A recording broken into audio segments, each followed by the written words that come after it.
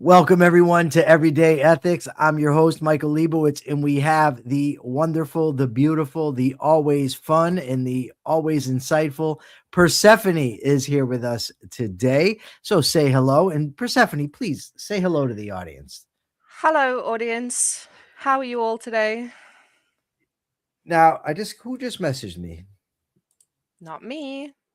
Oh, T-Mobile. They're thanking me for choosing them. So, uh, thanks everyone for being here. Remember, we have super chats, super stickers, and they are always very much appreciated. So, Persephone, I had you read the article. Well, I didn't really intend for you to read the whole article. I just forgot to tell you that. And the article is entitled the article is titled, not entitled. You're not supposed to say entitled. The article is titled "The Paucity of Morality in Everyday Life." And what it's about is the lack of moral discussions that people have. Now, when I first saw it, I said, oh, that's interesting because I talk about morality all the time. But it turns out that most people think they talk about morality quite frequently, but in actuality, when it's tested, they don't. The claim is that it's people estimate that 25% of their conversations are about morality, but it's really about 4%. What do you think, Persephone? How often do you talk about morality? So, while I was reading this, I was actually thinking that same thing. In daily conversation, I don't think that I talk about morality that often, but I do have frequent conversations. But if I had to report in my daily life, like daily conversations, I don't think I speak about morality that often. But when I do have discussions about it, they're long and in depth. Um, I mean, but then I thought about my husband and I have discussions sometimes, probably like 3 or 4 times a week. And that's probably fairly frequent. Well, I think that morality is vital. Of course, that's why I have this show. And that's why I tend to talk about it more frequently than that. But hi, the Cosmic Wolf is saying hi to us both. And I think I just heard your phone again, Persephone, after you told me you were shutting it off. So you lied to me. But also, there's this bias where people tend to see themselves as more moral than other people. So, what that tells me is that people want to be moral, generally speaking. That's why we have that bias, because we actually want to be moral. So why not just be moral? This guy comes here again, evolutionary capitalist. I told you before, this is not the show about Lockean property rights. We're not here to discuss capitalism. It's everyday ethics. It's about how we conduct ourselves every day. I You know are the you're more than welcome to come to the capitalist corner yes. and That ask that question, yeah. especially on Fridays. I mean, partly I can understand the channel is the Capitalist Corner, but this is a separate show on the channel. We actually have the show Capitalist Corner. It's every day at noon. Here we are discussing the sort of everyday ethical Ethics. situations that we all face, but the idea here that people want to be moral, but I find that most people, if pushed, don't have a clear understanding of morality. I was having a discussion with an old friend yesterday about this. We were discussing what would be the right thing to do. And, as we're going through this and we're disagreeing, finally I asked, hey, come here, come here, come here, come here. You want to come? Come on. I've got a situation here with a little dog Oh, that is so adorable. Tayo, say hello.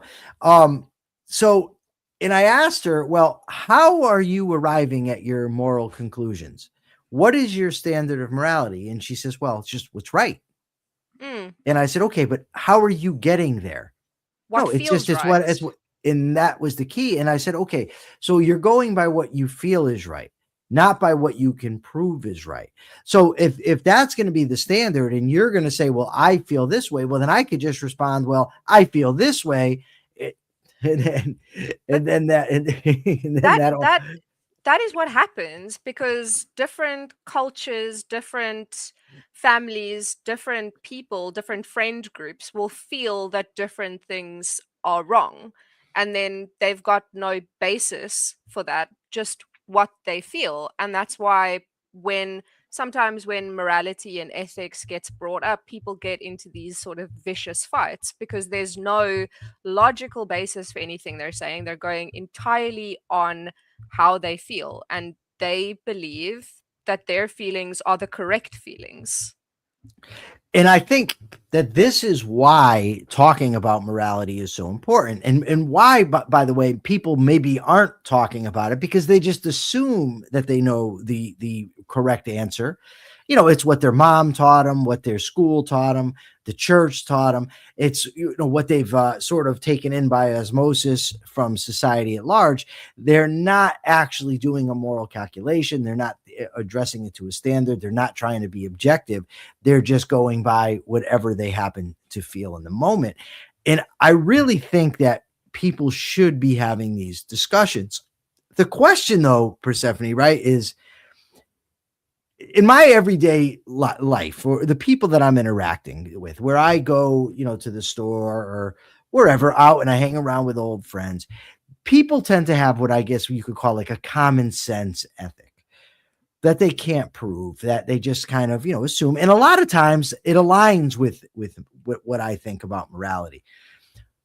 But if we were to have discussions, because people take morality as being so important, if you start to challenge them on morality, they're likely to get defensive. That's my experience. Anyway, what do you, has that been your experience as well?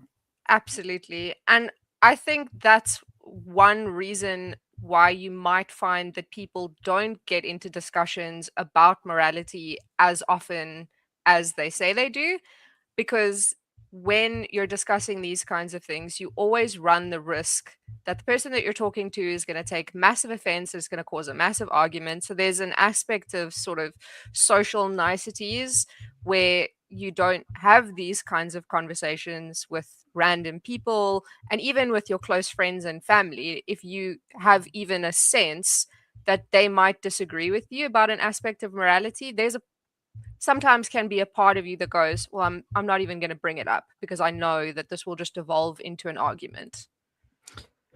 So we have a comment here from the evolutionary capitalist. Evolutionary theory has the best objective explanation for morality. Surprise, with the name evolutionary capitalist in his name. And evolutionary game theory is the best methodology to refine it. Now, I don't know exactly what he means by has the best objective explanation. If the claim is that human beings have evolved to have a sense of morality or a sense of right and wrong, or to explore these issues, then I would agree. That doesn't tell us much about what actually is right and wrong and what values we ought to pursue, or how we ought to pursue them. But again, this is a show about the practical application of ethics. It's not a sort of a deep dive. Now, I have done debates on the topic and am more than willing to engage in them. It's just that this is not that show. Right. So if you're going to broach this topic, all right. And by the way, audience, just because I have a co-host here with me, first of all, don't be distracted by her beauty. Secondly, feel free to ask whatever questions you wish to ask, and we certainly will try our best to address them.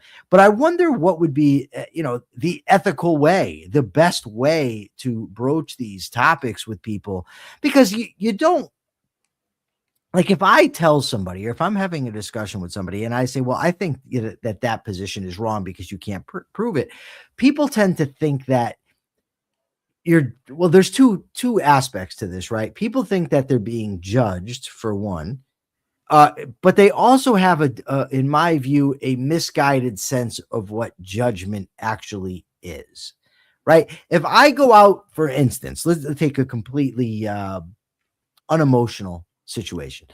If I am trying to eat healthy and I go out to a restaurant, I have to judge the various foods. I have to compare them to what is best for my health and then make that decision. So I'm passing a judgment there.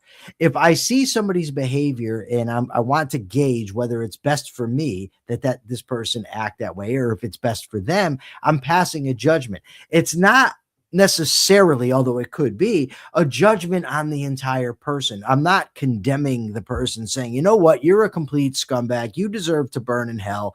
Get the hell out of there. We're assessing what is best for that person. So maybe that would be the best way sort of to communicate it, is that we're trying to get what's best for you, the person, whoever that I'm speaking to. That's what we're trying to arrive at. But is that your experience, and how do you deal with it?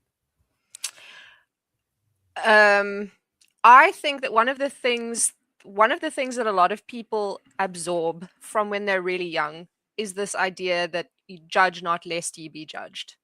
And when they detect any hint of judgment, even if you're not judging them, even if you're just trying to have a discussion, they do tend to get defensive.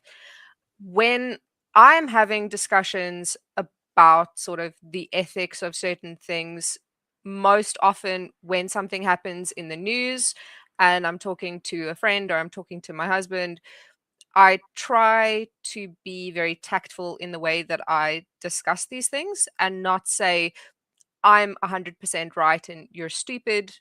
I try to be gentle in my language and be tactful in the way that I say, it's interesting that that's the way you feel.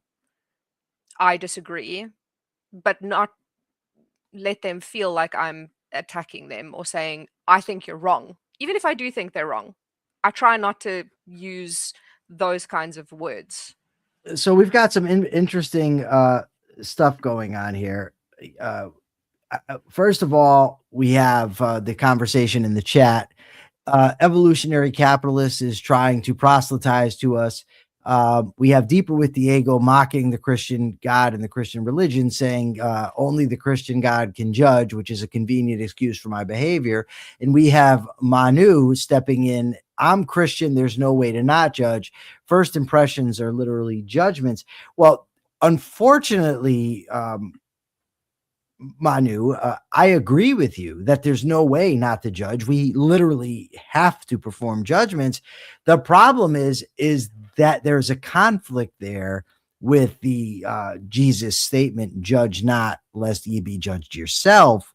And the idea that you should forgive 70 times 7, and so there is a conflict there. But interesting here, Persephone, I think you're going to love this for tact. Hey Daniel, while we're having this conversation here, I'm getting a rather elaborate text, and I'd say it's elaborate because it keeps going, from one Mark Ross Pellegrino, the man who it's impossible to reach when it's time to actually do a show, but he's texting, but he stopped texting now. So I don't know what happened, but nevertheless, he was involved in there.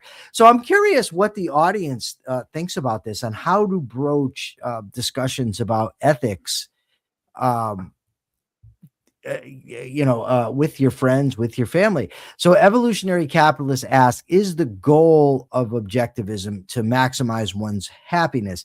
This is a complex question. It's got a simple answer, is yes, but we cannot give you the Deeper Diego, please stop that. I understand we joke, but this is getting a little out of hand.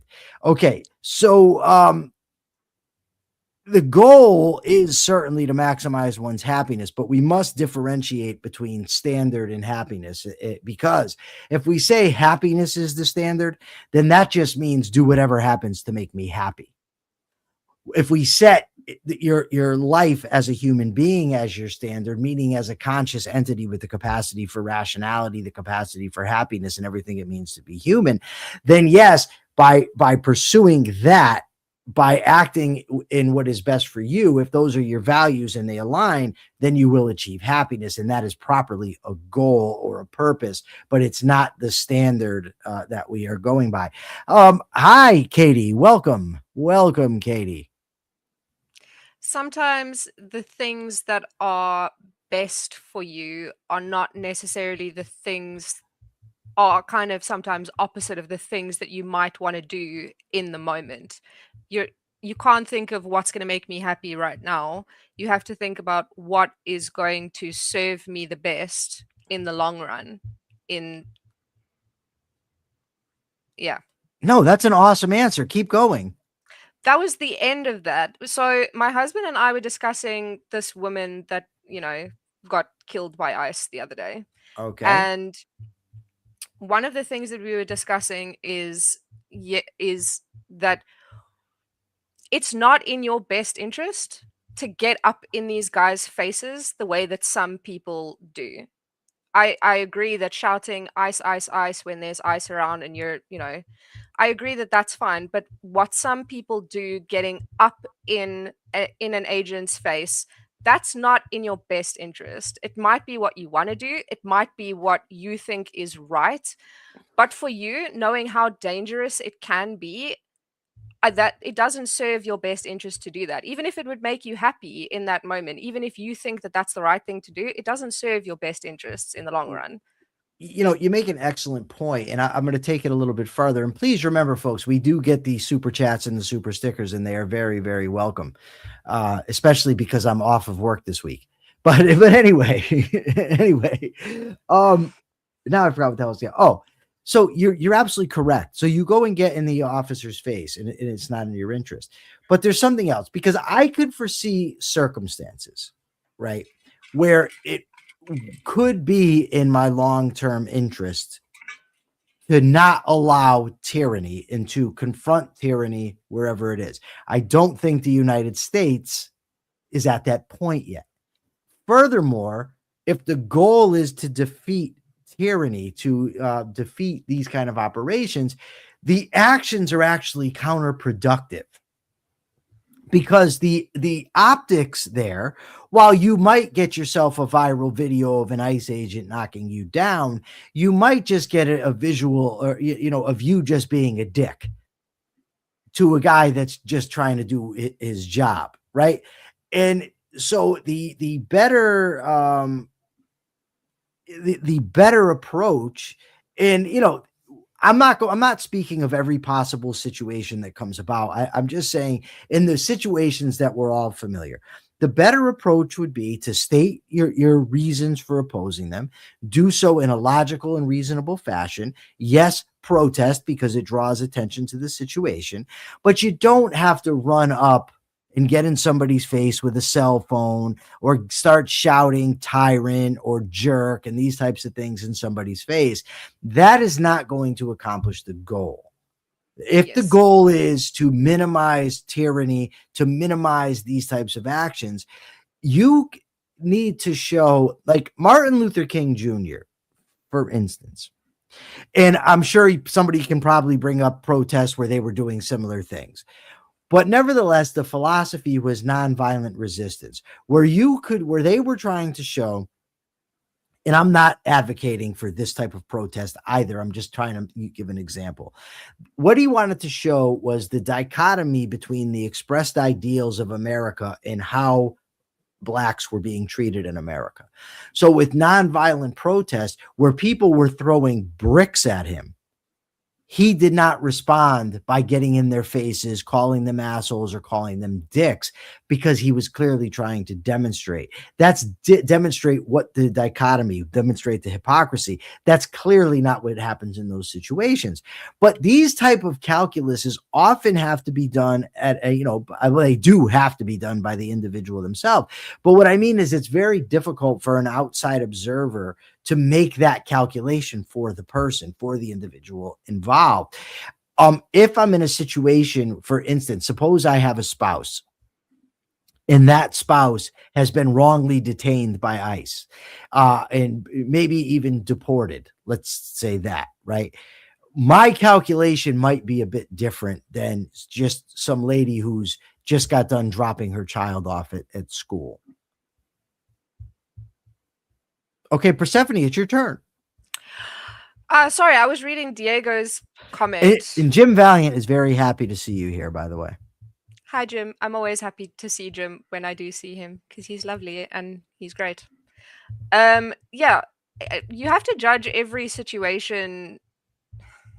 differently. There's no blanket statement that you can make about what is right or wrong in uh, especially these kinds of things.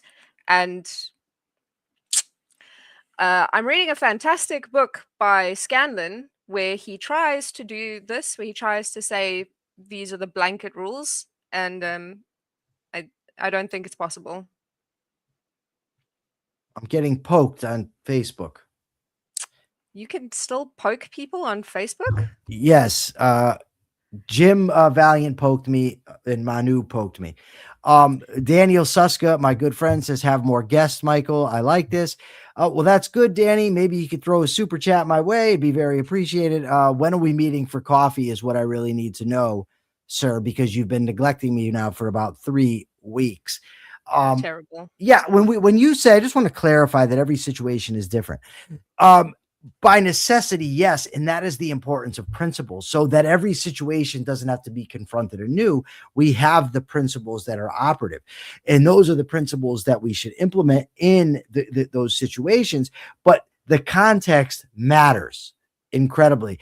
And right on cue, my old friend Daniel with some weird picture has given me 99 cents. Thank you, Danny. Really appreciate it. No neglect, just on vacation. Well, you weren't on vacation for the entire 3 weeks. You kind of put your family ahead of me, to spend the holidays with them, and that's not entirely appreciated. But nevertheless, yeah, we need to keep clear that yes, situations are different, but we need principles because situations are different, because we don't want to approach each situation anew, but we need to know how. Okay, tomorrow we're getting together. We need to know how to apply these principles. So for everyday ethics, Persephone, I'm just gonna put you a little bit on the spot here. Okay. What what are some of the ethical decisions that you have to make on a daily basis? Or what's an ethical decision that you recently had to make where you needed to apply your principles to a concrete situation? Oh, good lord. Um, I don't know what he has to do with it, but okay, we'll move on from there. ethical decisions that I have to make. I have to. Hmm. It's difficult. I have to deal with clients um, for work, and I have to decide how to communicate with them when they are being, can I say, cunts? Well, And you that, just did, so I mean, I don't know. yeah, well, I have to weigh how to communicate with difficult people, and that sometimes feels like an ethical decision. I have a business partner, and I have to I have to weigh what works for her and what works for me, even though sometimes what she wants to do goes against what I believe is the right thing to do.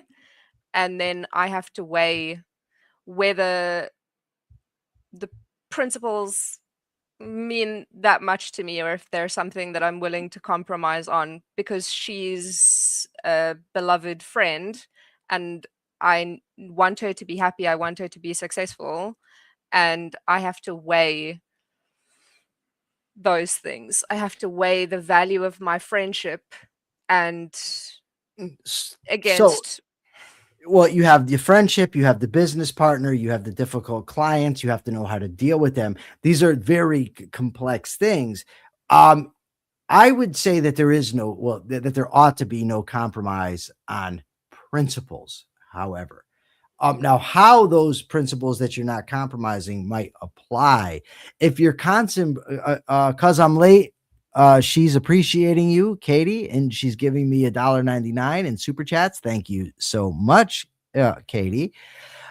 You, I wouldn't say it's like, Ayn Rand writes, if you are in a relationship with a woman, not you, nevertheless, if my girlfriend, for instance, wants to go see a movie that I might not enjoy watching, but I go with her because I love her and I want to spend time with her, that's not really a compromise. If I pretend to enjoy it, then I'm kind of compromising principles because I'm not being honest.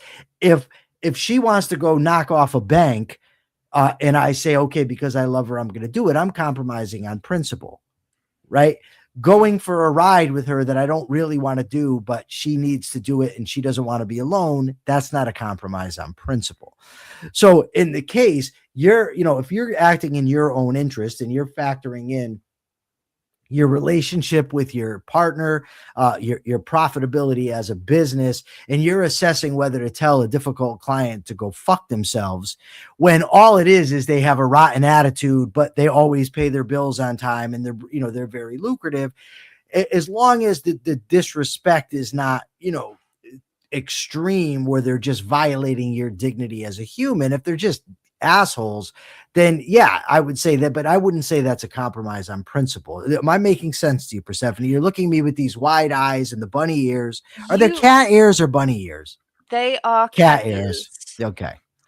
So yeah, one of the principles that I am talking about is sort of, you know, our dignity as people, and also my dignity as a person, because I have to weigh up the value that I find in our friendship and in our business. We have been friends for a very long time, and I have to weigh how much I'm willing to tolerate for the value that I get. Does this make sense?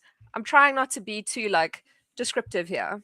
No, I get it. I just, yeah, it's making sense. The point is that I look at it almost like, you got this, a sort of a pyramid, and on top is you, right? Your own rational interest is paramount. And then you have the principles that are designed to achieve that are right here. And then you've got all these concrete factors and situations to think about. And you have to learn how to apply the principles that are going to maximize your best interest to all these concrete situations. And often it's simply not in your interest to run around telling clients to fuck themselves. Even though I wish I could. Well, yeah. Cosmic Wolf loves the ears. Persephone wants to be shout vulgarities at people. Jim Valiant says adherence to rational reality based principles alone can achieve a state of non contradictory joy. I like that Jim used the word can, right? I'm happy he didn't use the term will, because I believe that adherence to rational reality based principles maximize chances of achieving joy, of achieving happiness. In life, there's no guarantees. And things can occur that are well outside of our ability of what we can do. We simply cannot control everything.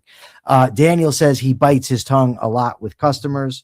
Yeah, Absolutely. that may very well be the proper thing to do. Jim Valiant says true. Jim Valiant agrees with me far more on shows when I'm alone than he does if I'm A, on a show with Mark Pellegrino, or B, we are in private discussion. That is when he really unleashes the full wrath of his prosecutorial mind on me, which is fine. I appreciate Jim. I love him, and I think it's wonderful. Now he's laughing his ass off. Persephone, we've only got about a minute left. Thank you so much, Persephone. I hope you'll join me more often here. This is great. You're a great conversationalist. You've got a ton of insights. Whenever you want, I am available. Oh, wait, all right. We may be making this an everyday thing, folks. That's where I'm leaning right now because it helps immensely. Shout out to Subby. Subby was wonderful in making his recommendation for me to have Persephone on the show. Great call, Subby. Subby is great. I appreciate him very much. Everybody loves Subby. He's like Raymond. You ever watch Everybody Loves Raymond? Yes, everybody loves Subby. Everybody loves Subby. Yeah. Everybody Yeah. loves Subby. That's going to be my thing. I'm going to be like Robert on Raymond. Anyway, Persephone, thank you. Thank you for the super chats and stickers. Thank you for all your comments. Evolutionary psychology, I hope, or evolutionary capitalist. I hope you'll come back here. Please join the Capitalist Corner at 12 Eastern, 9 Pacific. We're on every single day. The question answering usually takes place on Friday. This Friday, we have a special guest. So we probably won't be doing all that, but we will try to answer your questions anyways. Thank you all so very, very, very much. We, Persephone and I, will be back tomorrow, 2:30 Eastern, 11:30 Pacific. Thank you, everybody. Until then, remember, be ethical.